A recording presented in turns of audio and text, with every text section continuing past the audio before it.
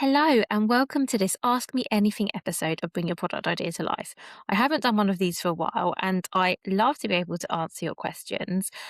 You might have seen that recently I have started a new free monthly event called Amazon Seller Support and Connect, where anyone who sells on Amazon or is interested in selling on Amazon can come along, ask me questions, meet other sellers and potential sellers, and just to have a chat and all learn from each other. I'm enjoying doing these so much, as well as the calls I do in my membership, Amazon Made Easy. I absolutely love answering questions, making things simple. So I thought, obviously, not everyone can make all of those calls. So why not do this as a podcast episode? So I have taken 5 of the questions that you've submitted and I'm going to answer them for you today. I've tried to choose like a variation of a variety of questions. So hopefully there will be at least something that you will find really interesting. So, the first question I'm going to cover is how much will a new brand pay to stand out on Amazon? So, this is a big question. And I guess by standing out on Amazon, what you mean is being visible, and being visible really means turning up on page one of the search results. Because if you're not on page one, chances are people aren't finding you. And visibility on Amazon comes down to two main things. Now, you may remember, I think it was last year, I did an episode all about Amazon algorithm. If you haven't listened to that already, I'll put a link in the show notes. It might be one to go back to because it basically explains what the Amazon algorithm is and how Amazon determines where you appear on the search rankings, whether you appear on page one, page two, page 10, or somewhere in between.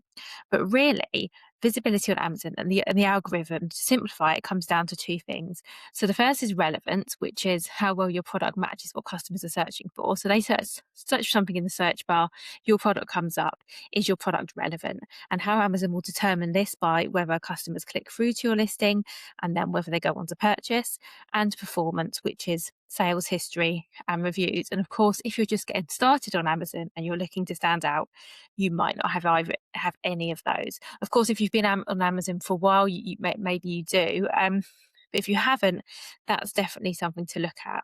But coming back from that, the very first thing I would always look at, this will sound counterintuitive, bear with me, I will answer the question. But the first thing, before you think about, okay, how visible am I? How am I going to stand out?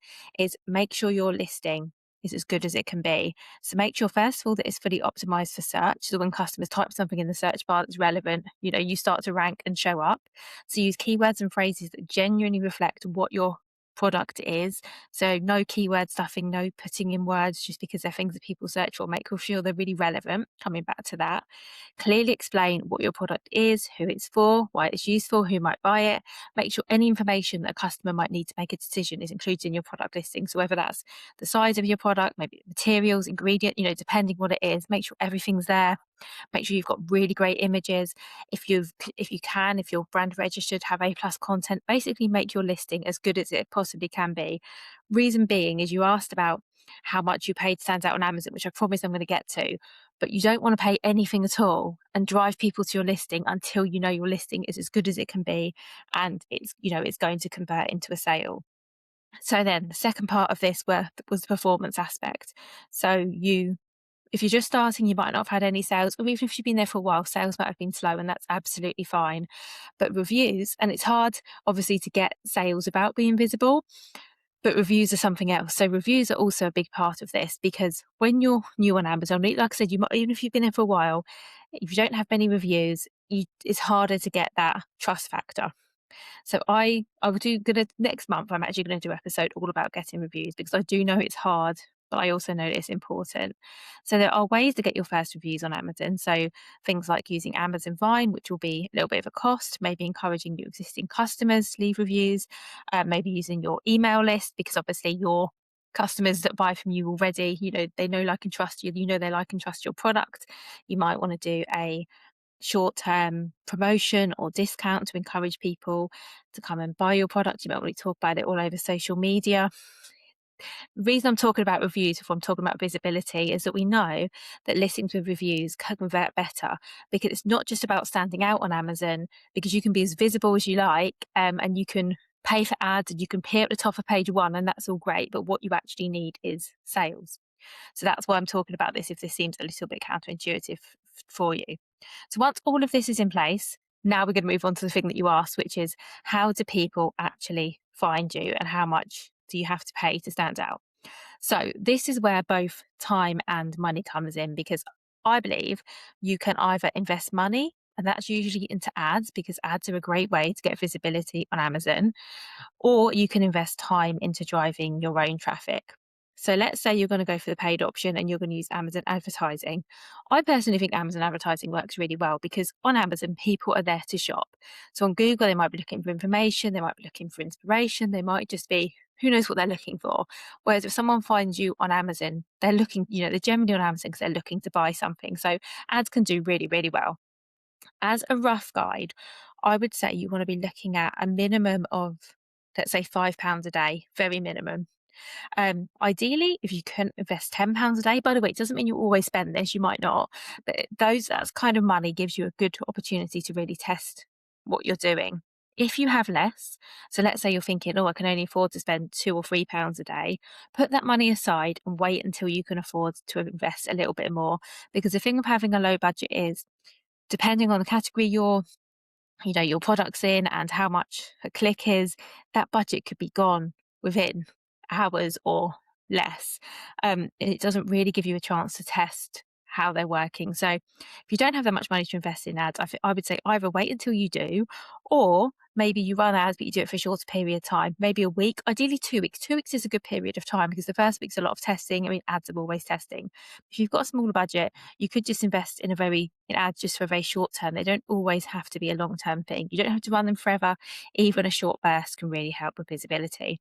And then the other option, of course, is other external ads. So, for example, if you've got Meta ads that are doing really well, you might decide you want to point them to Amazon just for the short term, try and get a bit more traffic.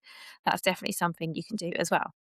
If you don't have a budget, but you still need to drive traffic to your Amazon listing, there are things you can do that won't cost you money, but will cost you in time and resources. So for example, you can use social media, you can post your products on Amazon, you can share the link, you can use your email list, you can use networking, every networking thing you go to, you can tell people your products on Amazon, you can provide the Amazon link. Simply just telling people over and over, your products on Amazon, here's the link, we're on Amazon, here's the link. That's another way you can do it. Of course, that's more time intensive, but it will cost you less in terms of money. And I think that's a key thing to understand. So it will cost you something to get visible on Amazon, to stand out. It's either going to cost you time, it's going to cost you money, or both. And there isn't a fixed number, so I can't tell you you need to spend this amount of money or you need to spend this amount of time because it really will depend. Other things I really want you to know is that visibility doesn't happen overnight. When you list a product on Amazon, it often won't show up straight away, but it takes time for Amazon to index and rank your product. I've had people in the past say to me, oh, I've just listed my product on Amazon, but I can't actually find it. And that is completely normal. Once you start to build momentum, it does get easier to maintain visibility than it does to achieve it initially. So hopefully that gives you a bit of confidence. So I think instead of asking how much does it cost, I think a better question is how much time and budget are you willing to invest to get seen? Um, Hopefully that helps and hopefully that answers the question. So the second question I've been asked that I wanted to talk about is, am I making any money? Now, let's be honest, I can't tell you if you're making money on Amazon or not without looking at your account, but this is something you absolutely need to know. Amazon takes time, it takes effort, and it takes money. So you either need to be making money or you need to be clear on how and when you will be making money. Because there's a difference between not making money because you're investing. So maybe you're investing heavily in ads to get things going, maybe you're doing promotions, maybe you've just put a lot of money into stock. That's one thing. But if you're not making money on Amazon because you don't understand the numbers, or if you don't know if you're making money on Amazon, that's a different thing. So it's completely valid, as I say, to be in a phase where you're investing. If you're spending on ads to grow, you're offering promotions to get a bit of traction, you've spent a lot of money on stock, and you're like, okay, I'm going to be doing this for 3 months and then it's going to start paying off. That's one thing. But if you're unsure whether you're making money or not, that's a bit of a red flag and it's something to look at as soon as possible. Because often when someone asks me the question, my initial fear is maybe you're not. And that's something you absolutely have to know. So all of this is in Seller Central. So if you go to the payment section, you can see what you earn per sale. You can see what your Amazon FBA fees are, your storage fees, your referral fees. You can see your ad spend, all of the other costs. It can feel a little bit complicated and maybe a little bit daunting if you are not great with numbers. Personally, I'm not great with numbers. So if this is you, I totally empathize. Can't say the right thing. And if numbers aren't your thing, what I would say is ask for help. So maybe ask an accountant or maybe a partner or a friend or a peer, someone that you trust to help go through it with you, because you can't just ignore it because it feels difficult. You need to know whether Amazon is making you money or not. And it's better to know now rather than later.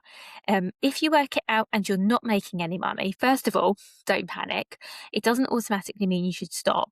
First of all, have a look and see, well, unless you want to. If you want to stop, absolutely do. If you are still, you still like to be on Amazon, but you're like, actually, the money side isn't working for me, there are things you could look at adjusting. So, for example, your pricing. Could you charge a little bit more on your product price to take, to make your margins work a little bit better for you? Could you looking at your shipping method? It is what you're doing now, whether it's FBA or FBM. Is it the cheapest option? Are you offering free shipping, which by the way I recommend, but actually would you be making money if you charge for shipping or charge a little bit more for shipping? Are you racking up lots of storage fees because you've sent too much stock into FBA? How about how your ads doing? Are you on top of them? Do you know what your ROAS is?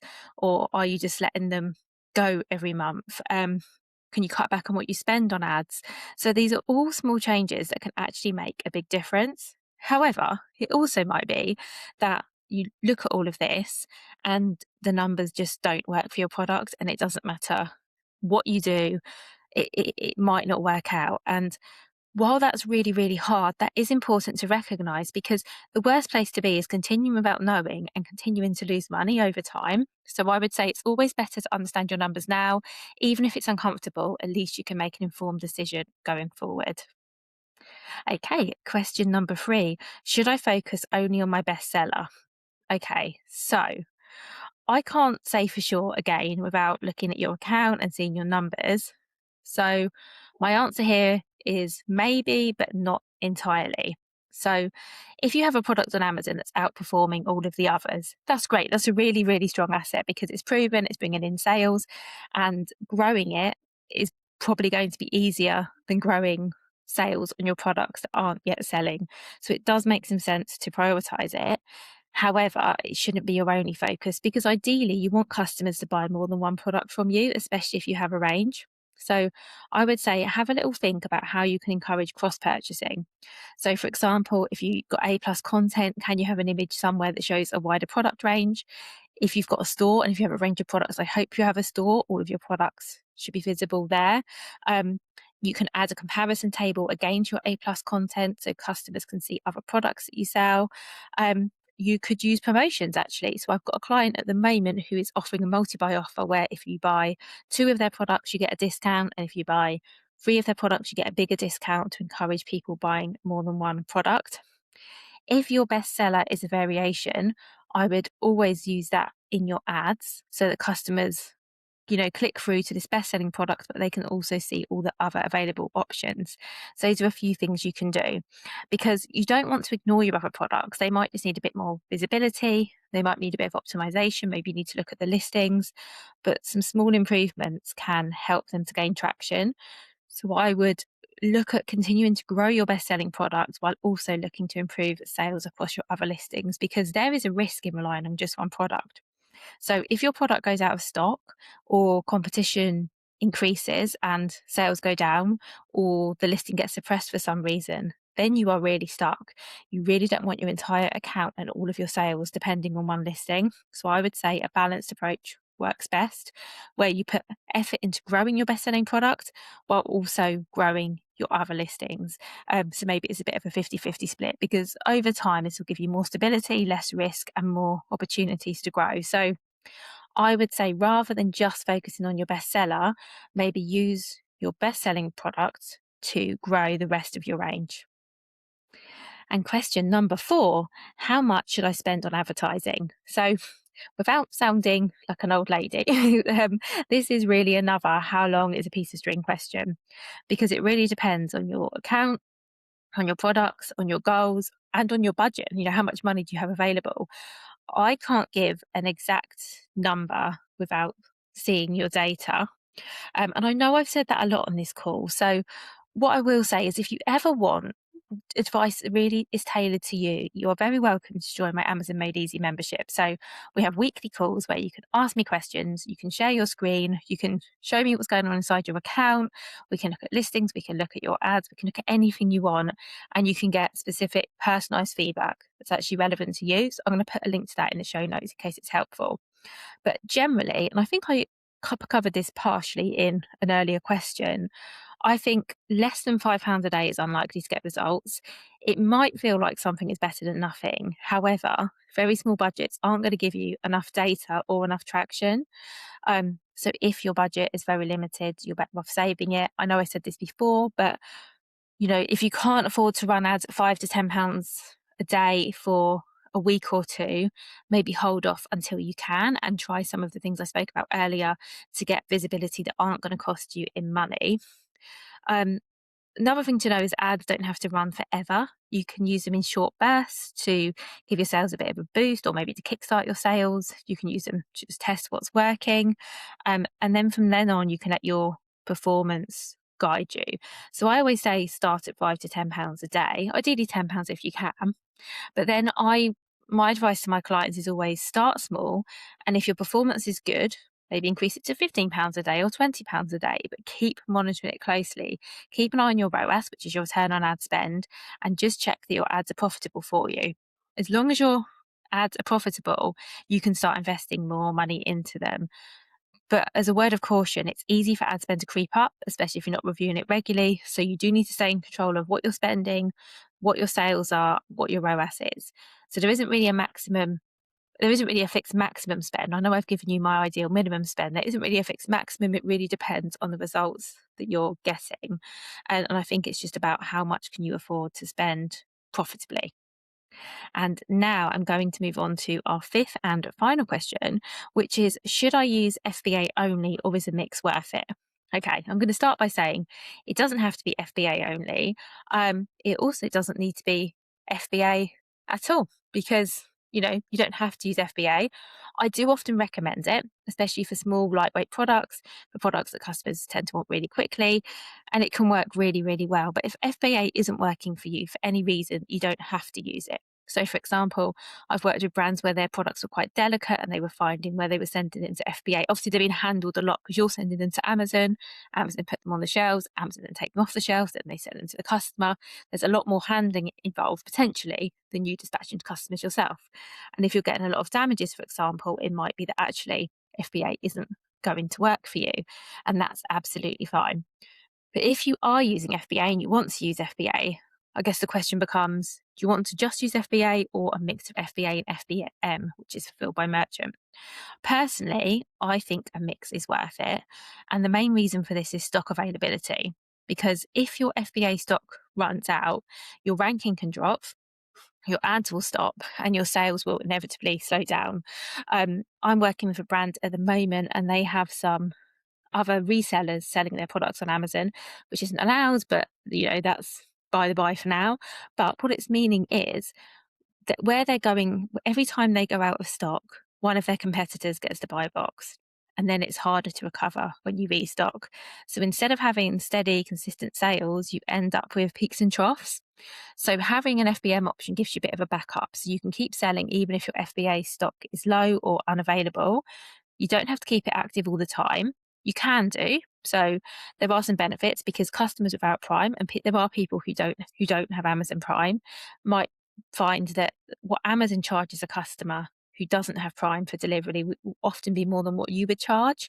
So it's quite nice for the customer. It might help you get the sale. And actually, even some customers who have Prime might choose to buy directly from the seller and get it dispatched from you anyway. So you can have all the time for that.